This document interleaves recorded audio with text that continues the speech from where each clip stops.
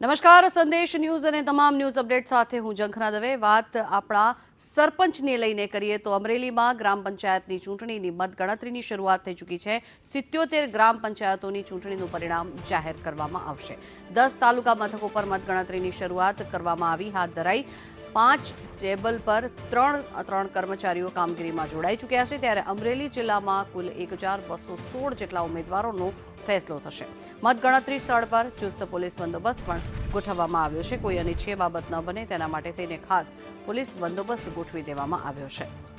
આ દ્રશ્યો આપ જોઈ રહ્યા છો। મતગણતરીની શરૂઆત થઈ ચૂકી છે, ત્યારે 1216 જેટલા ઉમેદવારોના રાજકીય ભાવિનો ફેસલો આજે સંભળાવવામાં આવશે।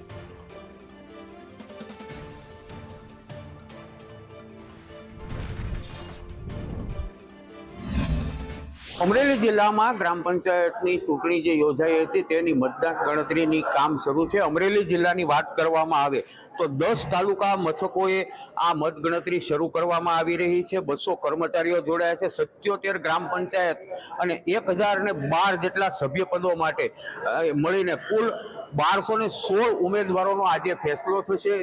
ટૂંક સમયની અંદર ત્યાં મતગણતરી અમરેલી જિલ્લાના 10 કેન્દ્રો ઉપર શરૂ થનાર છે, ત્યારે મોટી સંખ્યાની અંદર ઉમેદવારો અને તેમજ સભ્યપદના જે ઉમેદવારો છે તે આવી રહ્યા છે। હું આપને દ્રશ્ય બતાવું તો ચુસ્ત પોલીસ બંદોબસ્ત વચ્ચે આ કામગીરી શરૂ છે અને બેલેટ પેપરથી મતગણતરી શરૂ કરવાની હોય, મતદાન કરેલા મતનો ફેસલો મોડો આવશે તેવું લાગી રહ્યું છે।